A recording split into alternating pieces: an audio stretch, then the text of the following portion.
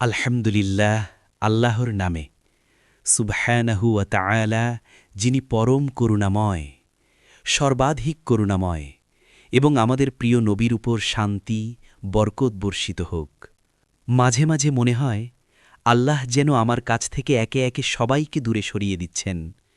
যাদের ছাড়া আমি কখনো নিজেকে ভাবতে পারতাম না, তারা আজ নেই। আগে কষ্ট লাগত, ভেতরটা ফাঁকা লাগত, কিন্তু এখন বুঝি এটা কোনো শাস্তি না। আল্লাহ আসলে আমাকে একা করেননি, বরং তিনি আমাকে তার কাছে টেনে নিচ্ছেন। কখনো কখনো একাকিত্বই হচ্ছে আল্লাহর ভালোবাসার সবচেয়ে গভীর ডাক। আল্লাহ চাইছেন তুমি যেন মানুষের নয়, শুধু তার দিকে ফিরে আসো। আজকের এই ভিডিওতে আমরা জানব সেই গোপন রহস্য, যা তোমার দুঃখের ভেতর লুকিয়ে আছে আল্লাহর ভালোবাসা। হঠাৎ আপনি নিজেকে একা খুঁজে পান, যাদের ছাড়া একসময় আপনি নিজের জীবন কল্পনাও করতে পারতেন না, তারা আজ আর নেই। হয়তো আপনি ভাবছেন মানুষ বদলে গেছে বা ভাগ্য আপনার পক্ষে নেই, কিন্তু জানেন এটা কোনো কাকতালীয় ঘটনা নয়, এটা এক গোপন পরিকল্পনা, আল্লাহর পরিকল্পনা। আল্লাহ কখনো কখনো আপনার চারপাশ থেকে সবাইকে সরিয়ে দেন, কারণ তিনি চান আপনি যেন মানুষের নয়, তার দিকে ফিরে আসেন। যতক্ষণ আপনি মানুষের ওপর নির্ভর করছেন, ততক্ষণ আল্লাহর নিকটত্ব অনুভব করা সম্ভব নয়। তাই তিনি আপনাকে একা করেন, যেন আপনি তার ওপর নির্ভর করতে শেখেন। আল্লাহ বলেন, হয়তো আপনি এমন কিছু ঘৃণা করছেন যা আসলে আপনার জন্য কল্যাণকর। সূরা আল বাকারা 2:216। আপনি এখন একা নন। আল্লাহ নিজ হাতে আপনাকে গড়ে নিচ্ছেন, আরও শক্ত, আরও ঈমানদার বানানোর জন্য। যারা চলে গেছে তারা ছিল আপনার যাত্রার অংশ, কিন্তু গন্তব্য নয়, কারণ আপনার গন্তব্য কেবল একটাই, আল্লাহ সুবহানাহু ওয়া তাআলা। যখন মানুষ দূরে যায়, তখন আল্লাহ আপনার জীবনে এমন কিছু দেন যা মানুষ কখনো দিতে পারে না: প্রশান্তি, শান্তি ও নিশ্চিততা। আপনি বুঝবেন, আল্লাহ যখন কিছু কেড়ে নেন, তখন তিনি তার জায়গায় আরও ভালো কিছু লিখে রাখেন আপনার জন্য। হয়তো আজ আপনি কাঁদছেন, কিন্তু এই কান্নাই একদিন আপনাকে হাসাবে, কারণ এই কান্নার মাধ্যমেই আপনি খুঁজে পাবেন আল্লাহর ভালোবাসা। তাই মনটা শান্ত রাখুন। যখন সবাই দূরে যায়, তখন ভয় পাবেন না। একাকিত্ব নয়, এটা আল্লাহর আহ্বান, আল্লাহর ভালোবাসার সবচেয়ে গভীর ডাক।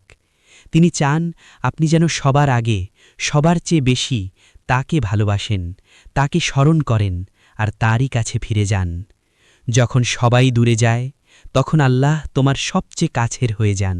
আপনি মানুষকে দূরে ঠেলে দেওয়ার কারণে নয়, বরং জীবন নীরবে তাদের টেনে বের করে আনার কারণে, এবং সেই নীরবতা কষ্ট দেয়। এটি আপনাকে নিজেকে প্রশ্ন করতে বাধ্য করে, এটি আপনাকে ভাবতে বাধ্য করে যে আপনি কিছু ভুল করেছেন কিনা।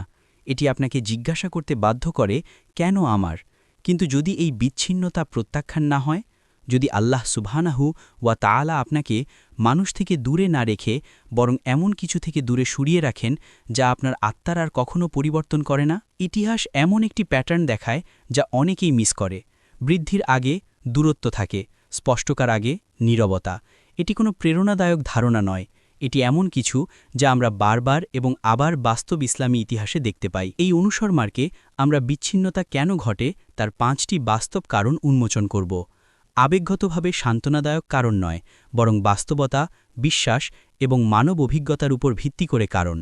এবং যদি আপনি এখন একা বোধ করেন, তাহলে এটি আপনার ধারণার চেয়ে এর বেশি ব্যাখ্যা করতে পারে। আমার সাথে থাকুন। অধিকাংশ মানুষ নিজেরা এটা বুঝতে পারে না। তারা বিশ্বাস করে যে তাদের শক্তি ভিতর থেকে আসে, কিন্তু আবেগগতভাবে তারা মানুষের উপর তাদের চেয়ে বেশি নির্ভর করে, স্বীকার করে। কেবল সাহায্যের জন্য নয়, কেবল সমর্থনের জন্য নয়, বরং নিরাপত্তা, আশ্বাস এবং পরিচয়ের জন্য। যখন সেই মানুষগুলি উপস্থিত থাকে, জীবন পরিচালনাযোগ্য মনে হয়। যখন তারা অদৃশ্য হয়ে যায়, তখন হঠাৎ করে অস্থির, এবং সেই প্রতিক্রিয়া গুরুত্বপূর্ণ কিছু প্রকাশ করে। এটি দেখায় হৃদয় কোথায় বিশ্রাম নিচ্ছিল। আল্লাহ সুবহানাহু ওয়া তাআলা মানুষের প্রকৃতি সম্পর্কে এটি জানেন। তিনি জানেন আমরা কত শান্তভাবে আবেগগত নিরাপত্তাকে আউটসোর্স করি, এবং কখনো কখনো সে আপনাকে আঘাত করার জন্য নয়, কিন্তু আপনার নির্ভরতা কোথায় থাকে তা দেখানোর জন্য, সত্যিকারের কোথায় থাকে তা দেখানোর জন্য সে সাহায্য সরিয়ে নেয়। এই কারণেই প্রায়শই মানুষের চলে যাওয়ার মাধ্যমে শুরু হয় সমস্যা নয়, আগমন। সম্পর্ক বদলে যায়, অ্যাক্সেস ম্লান হয়ে যায়, পরিচিত কণ্ঠস্বর নীরব হয়ে যায় এবং আপনার যে ব্যথা অনুভব হয় তা কেবল একাকিত্ব নয়, এটি প্রত্যাহার আপনার অজানা মানসিক নির্ভরতা থেকে গঠিত হয়েছিল।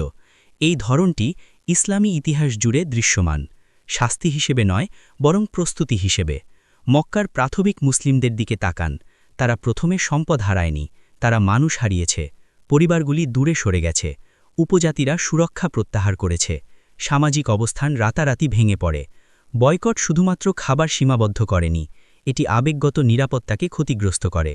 এটি বিশ্বাসীদের মানুষের সহায়তা ছাড়াই দাঁড়াতে বাধ্য করেছিল এবং এটাই ছিল বিন্দু, কারণ যে বিশ্বাস শুধুমাত্র সামাজিক অনুমোদনের সাথে টিকে থাকে সেটি বিশ্বাস নয় যা দায়িত্ব বহন করতে পারে। এটি ভেঙে পড়ে যখন মানুষ চলে যায়, শুধু হিজরত ছিল না, এটি ছিল আবেগগত বিচ্ছেদ। বাড়ি, বংশ এবং পরিচিতি পিছনে রেখে যায়, এমনকি ঘনিষ্ঠ সঙ্গীরাও একত্রে অনিশ্চয়তার মধ্যে চলে যায়। পরবর্তীতে কে তাদের সাহায্য করবে তা জানে না। সেই একাকিত্ব তাদের বিশ্বাসকে নতুন রূপ দেয়। আবু বকর মক্কাকে আত্মবিশ্বাসী রাখেনি, সে চলে গেল অরক্ষিত এবং সেই দুর্বলতা কিছু স্পষ্ট করে বলল। যদি মানুষ আর নিরাপত্তার নিশ্চয়তা দিতে না পারে তাহলে নির্ভরতা অন্য কোথাও সরে যেতে হতো এবং এটি আল্লাহ সুবহানাহু ওয়া তাআলার দিকে চলে যেত। এই জন্যই বিচ্ছিন্নতা এত অস্থিতিশীল মনে হয় প্রথমে, কারণ এটি আপনি যা ভুল ছিল তা নয়, বরং যা চুপচাপ বিশ্বাসের পরিবর্তে প্রতিস্থাপন করছিল তা সরিয়ে দেয়। আবেগগত নির্ভরতা ক্ষতিকারক মনে হয়, এটি বন্ধুত্বের মতো মনে হয়, এটি সংযোগের মতো মনে হয়, কিন্তু যখন আপনার শান্তি উঠে এবং মানুষের সাথে পড়ে তখন আপনার হৃদয় আর স্থির থাকে না, এটি ধার করা হয় স্থিতি। আল্লাহ সুবহানাহু ওয়া তাআলা আপনার জন্য ধার করা স্থিতিশীলতা চান না, সে ভূগর্ভস্থ বিশ্বাস চায়, এমন কিছু যা মানুষ যখন বিশ্বাস করে না তখনও থাকে। তাই বিচ্ছিন্নতা আবেগের গালিচাকে আলতো করে টেনে ধরে কিন্তু দৃঢ়ভাবে। এটি হৃদয়কে একটি কঠিন প্রশ্ন জিজ্ঞাসা করে, যদি তারা চলে যায় তাহলে তুমি কোথায় থাকবে? এই কারণেই কিছু মানুষ বিচ্ছিন্নতায় আতঙ্কিত, কারণ তারা দুর্বল নয় বরং তাদের আবেগের কেন্দ্র ছিল বাহ্যিক। এবং এ কারণেই বিচ্ছিন্নতার পরেও একই মানুষ স্থির, শান্ত, কম প্রতিক্রিয়াশীল হয়ে ওঠে। কারণ যখন মানসিক নির্ভরতা ভাঙে, বিশ্বাস কম কর্মক্ষম এবং আরও অভ্যন্তরীণ হয়ে ওঠে। তুমি আমার সাথে কে আছে তা জিজ্ঞাসা করা বন্ধ করো এবং আমাকে কে টিকিয়ে রাখছে তা জিজ্ঞাসা করতে শুরু করো। এই পরিবর্তন কাব্যিক নয়, এটা ব্যবহারিক। এটি তোমার ক্ষতি, বিলম্ব এবং প্রত্যাখ্যানের প্রতি সাড়া দেওয়ার পদ্ধতি পরিবর্তন করে। বিচ্ছিন্নতা মানে এই নয় যে আল্লাহ সুবহানাহু ওয়া তাআলা মানুষকে চিরতরে দূরে নিয়ে যাচ্ছেন। এর মানে হলো তিনি তোমার হৃদয়কে শিক্ষা দিচ্ছেন মানুষ চলে গেলে ভেঙে পড়বে, আর একবার সেই শিক্ষা মিটে গেলে সংযোগ একটি ভিন্ন রূপে ফিরে আসবে, সুস্থ, হালকা, কম নিয়ন্ত্রণকারী। কারণ যখন মানুষ আর তোমার আবেগপ্রবণ থাকে না, ভিত্তি, তারা আবার সঙ্গী হতে পারে, ক্র্যাচ নয়। আর এটাই প্রথম কারণ বিচ্ছিন্নতা ঘটে। কিছু একটা আছে বিচ্ছিন্নতা প্রকাশ করে যে জনাকীর্ণ স্থান কখনোই করে না। এটি আপনাকে দেখায় কেন আপনি আসলে আপনি যা করছিলেন তা করছেন। যখন মানুষ আশেপাশে থাকে তখন উদ্দেশ্য ঝুঁকিপূর্ণ থাকে, অনুমোদন আন্তরিকতার সাথে মিশে যায়। আপনি সাহায্য করেন কিন্তু কেউ আপনাকে দেখে, আপনি প্রার্থনা করেন কিন্তু কেউ লক্ষ্য করে, আপনি কথা বলেন এবং কেউ আপনাকে নিশ্চিত করে। কিছুই ভুল নয়, বাহ্যিকভাবে তা, কিন্তু সময়ের সাথে সাথে হৃদয় বিভ্রান্ত হয়ে পড়ে। এটি ভুলে যায় যে এটি আসলে কার জন্য কাজ করছে। আল্লাহ সুবহানাহু ওয়া তাআলা এটি জানেন, এই দুর্বলতার কথা। তিনি জানেন কত সহজেই উদ্দেশ্য সৎকর্মের মাধ্যমেও দূষিত হয়ে যায়, তাই বিচ্ছিন্নতা দর্শকদের দূর করে দেয়। একটি অস্বস্তিকর প্রশ্নের উত্তর দিতে হবে। কেউ যদি কখনো না জানত তাহলে কি আমি এখনও এটি করতাম, জানতাম? এই প্রশ্নটি আপনাকে লজ্জা দেওয়ার জন্য নয়, এটি আপনাকে পবিত্র করার জন্য। ইতিহাস এটি স্পষ্টভাবে দেখায়। ইব্রাহিম আলাইহিস সালাম দেখুন, তিনি একা থাকেননি কারণ তিনি বিচ্ছিন্নতা উপভোগ করেছিলেন, তিনি একা থাকেননি কারণ সত্য তাকে সম্প্রদায়ের ক্ষতি করেছিল। তিনি যখন তার লোকেদের মূর্তি প্রত্যাখ্যান করেছিলেন তখন তিনি অনুসারী অর্জন করেননি, তিনি তাদের হারিয়েছিলেন। তার অবস্থান, প্রশংসা, নিরাপত্তার জন্য কোনো সামাজিক পুরস্কার ছিল না, কেবল আন্তরিকতা। আর সেই কারণেই তার বিশ্বাস ভার বহন করেছিল, কারণ এটি টিকে ছিল সাক্ষী ছাড়াই। প্রাথমিক সাহাবীরা এটিও বুঝতে পেরেছিলেন। তাদের অনেকেই তাদের ছোট বৃত্তের বাইরে নীরবে অজানা, তারা স্বীকৃতি দিয়ে মূল্য পরিমাপ করেনি, তারা আল্লাহ সুবহানাহু ওয়া তাআলার কাছে গ্রহণযোগ্যতার সাথে এটি পরিমাপ করেছে। বিচ্ছিন্নতা এটিকে গভীরভাবে পরীক্ষা করে। মানুষ যখন অদৃশ্য হয়ে যায় তখন আপনি জানতে পারেন আপনি আসলে কি কাজটির সাথে যুক্ত ছিলেন, নিজেকে বা এটি আপনাকে কেমন অনুভব করিয়েছিল।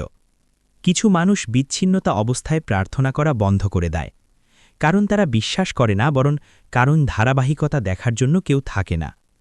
অন্যরা শুষ্ক বোধ করলেও প্রার্থনা চালিয়ে যায়, ভালো লাগার কারণে নয়, বরং কারণ এটি সঠিক মনে হয়। এই পার্থক্যটি গুরুত্বপূর্ণ। বিচ্ছিন্নতা তার মূল লক্ষ্যে নিক্ষেপ করে। কোনো শ্রোতা নেই, কোনো আশ্বাস নেই, শুধুমাত্র আপনি এবং আল্লাহ সুবহানাহু ওয়া তাআলা।